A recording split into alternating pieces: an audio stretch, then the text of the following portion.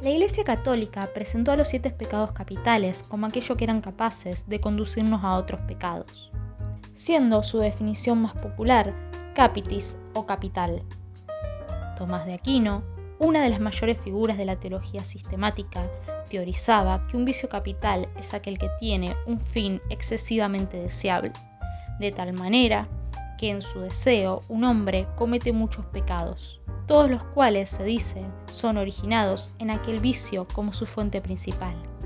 Los pecados o vicios capitales son aquellos a los que la naturaleza humana está principalmente inclinada, sentenciaba Tomás de Aquino, y le daba la misma jerarquía de peligrosidad a los 7 pecados capitales, igual que la Iglesia Católica. Sin embargo, ambos admitían que había un pecado, según ellos, más mortífero que los otros. Un pecado que podía conducir a cada ser humano a la peor versión de sí mismo, y para este puesto tan particular no eligieron a la ira, a la envidia o a la avaricia, que podían transformar a cualquier persona en un asesino. Tampoco eligieron a la lujuria, responsable, según la religión católica, de los ultrajes sexuales, sino que de entre los 7 pecados capitales sentenciaron a la soberbia como el más grave. Creerse superior a los demás, creer que no hay nadie por encima de uno, era la mayor amenaza para la humanidad. Era, según la Iglesia Católica, lo peor que le podía pasar al ser humano. En otras palabras, los que decían ser dueños indiscutidos de la verdad, los que creían poseer el poder suficiente para medir los actos de las demás personas y en base a ello juzgarlos y sentenciarlos, marcaron el sentimiento de superioridad como el más peligroso de los pecados. De hecho, es el motivo de la gran guerra entre ángeles y demonios, y por la cual Lucifer es expulsado del cielo. El lucero del alba, creado por Dios como un ser libre de pecado o culpa, halló inquietud y duda.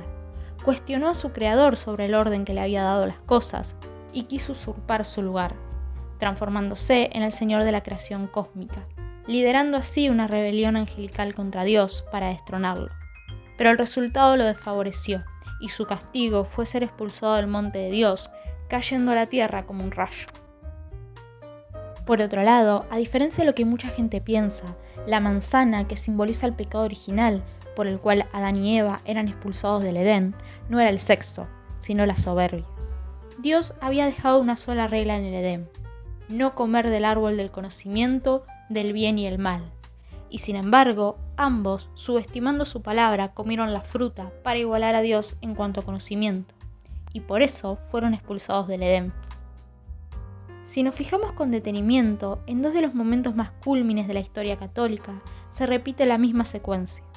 Hay seres que están en el mejor lugar que pueden estar, y tras cuestionar a Dios y querer ser igual que Él, solo encuentran el destierro y el sufrimiento.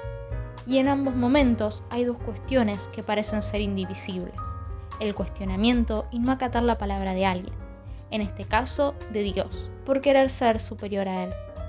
En un análisis rápido, lo primero que se puede notar es que hay una institución que no quiere perder el poder, que no quiere ser cuestionada, y es que la soberbia como agravio o pecado es mucho más antiguo que el catolicismo.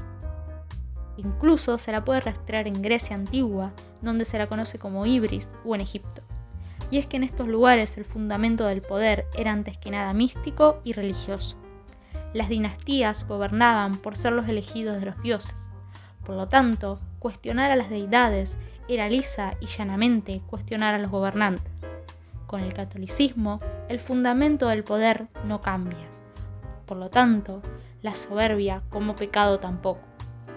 Y aún así, si extendemos este análisis un poco más a fondo, está la cuestión de sentirse superior, de no escuchar al otro, de creer que nuestros actos están justificados por el solo hecho de que nos pertenecen. Y bajo esta premisa se cometen actos aberrantes. Empresas y personas abusan del ecosistema hasta destruirlo, porque pueden. Nuestra forma de relacionarnos con el resto de los habitantes de este planeta es genocida y dictatorial, solo porque podemos. Nuestras formas de consumo son tan poco sustentables que se volvieron autodestructivas, solo porque podemos. Nuestras sociedades y nuestras culturas están inmersas en problemáticas como el bullying, los femicidios, el racismo, la xenofobia y la pobreza, porque perdimos la capacidad de escuchar al otro, de fijarnos más allá de nuestros intereses.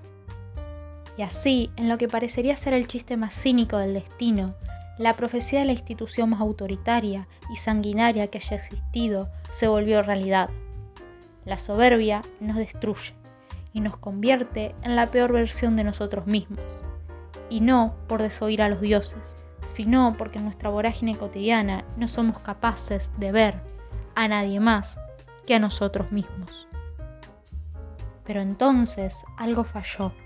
Si la Iglesia advirtió sobre la soberbia y la prohibió al punto de colocarla en los pecados capitales, ¿por qué hoy nos encontramos en esta situación? Y es que quizás en el momento que los pecados capitales fueron creados, era necesario ese tipo de prohibiciones. En un contexto que se caracterizaba más por la barbarie, donde a veces la única autoridad presente en muchos lugares era la Iglesia, se necesitaban reglas claras y contundentes que precisaran cuáles eran las formas de comportamiento más civilizadas. Pero hoy estamos muy lejos de ese tipo de vida, y si hay algo que aprendimos a lo largo de tantos siglos de historia, es que las mejores condiciones de vida se logran a través de los acuerdos, del diálogo, de convenir de forma colectiva lo que es beneficioso para todos y no a través de una prohibición verticalista, de la decisión de unos pocos y mucho menos si esa decisión se basa en el beneficio propio, en querer mantener el poder por encima de los demás en base a cualquier costo, es decir, en base a la soberbia.